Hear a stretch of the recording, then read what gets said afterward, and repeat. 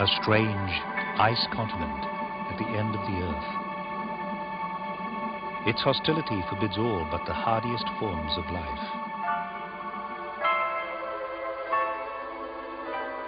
Humans have ventured onto Antarctica only very recently. Captain Scott's 1902 expedition was the first to discover a colony of the hardiest of animals.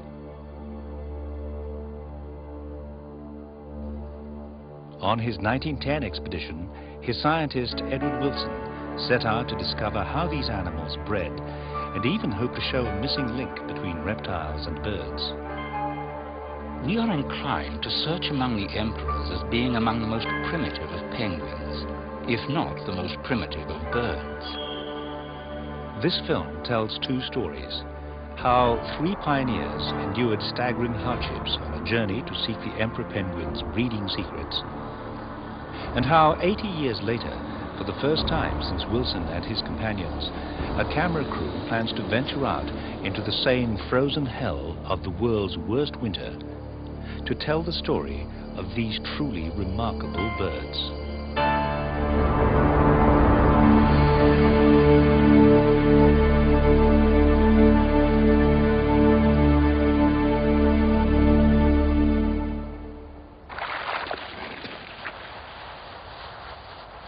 The emperor penguins is perhaps the most amazing animal survival story.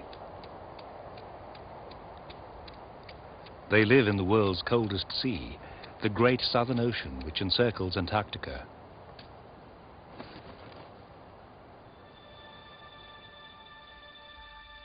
Where the transantarctic mountains and the Ross Sea meet the vast Ross Ice Shelf is the most southern emperor breeding spot, Cape Crozier.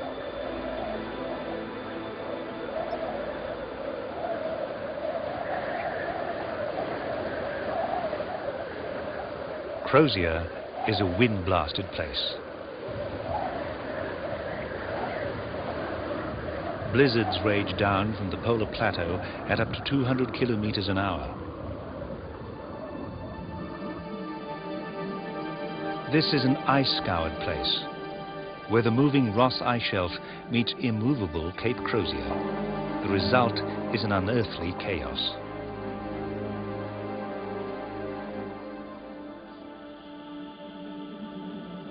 In winter, the sea will freeze. The emperors will come to breed in these deep canyons in the ice shelf.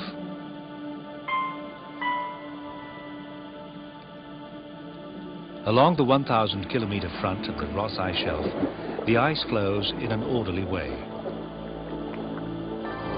Regularly and neatly, huge icebergs break away, forming islands of ice 70 meters high and 500 meters deep.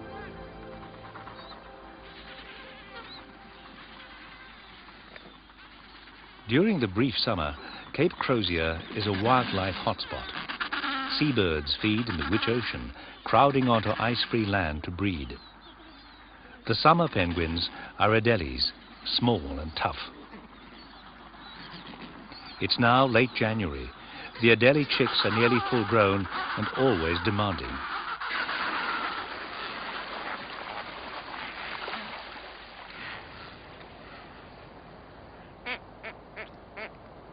Like pirates, skuas gather.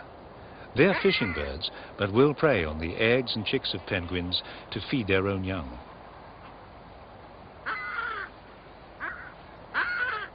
Strangely, liquid fresh water is rare on the ice continent, and the skuas luxuriate in it.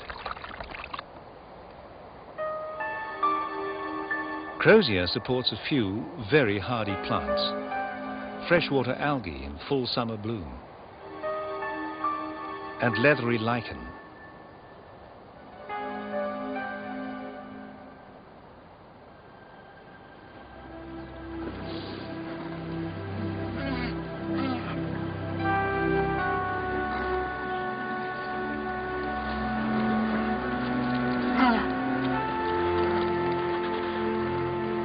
As the Adeli's summer residence ends, the emperor penguins are still nowhere near land.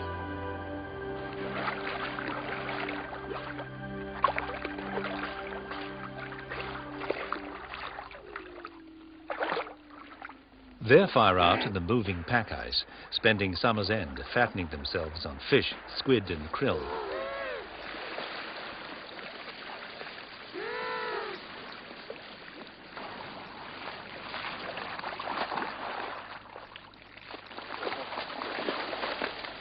This is their last week out in the pack ice. They sense their winter vigil is near.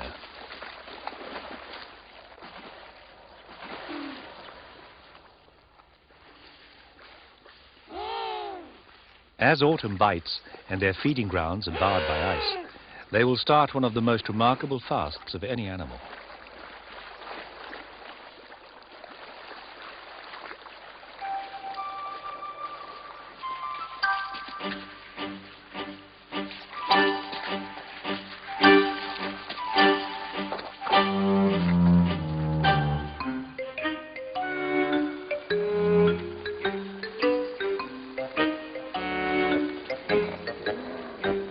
But they're not mimics or comics.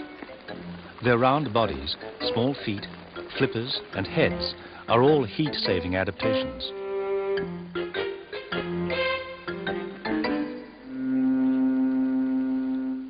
And they're the largest penguins, standing over a meter tall, waist high to a person, and weighing up to around 40 kilograms. The colors on their necks are courtship signals. The black and white body color deceives enemies at sea. The ice is closing in. This hole is their only access to food.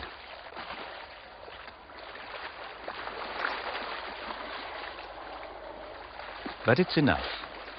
Emperors are superb undersea hunters, holding their breath for nearly 20 minutes and diving to over 450 meters.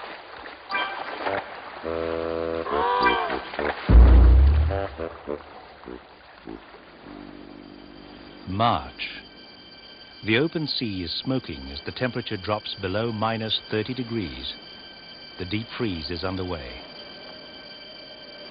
As winter closes in, it becomes harder and harder to break the ice.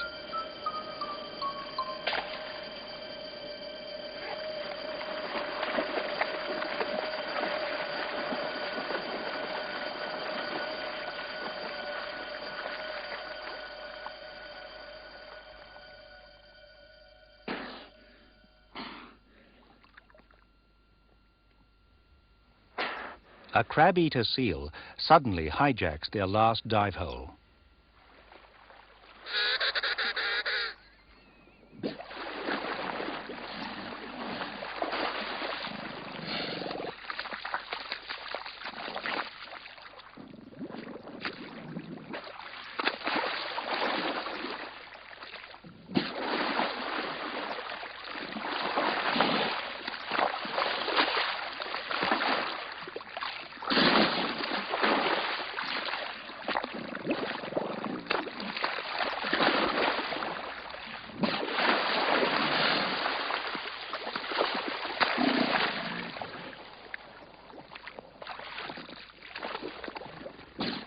This energetic and threatening display blocks off their access to the last open water.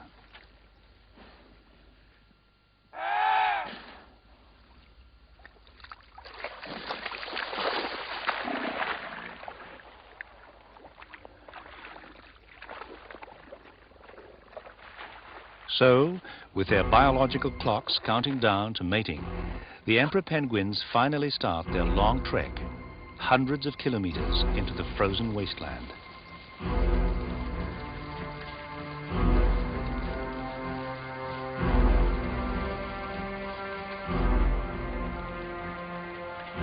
Putting this summer behind them, they must now begin to steal a march on next summer, while the other Antarctic animals are still finishing this season's breeding.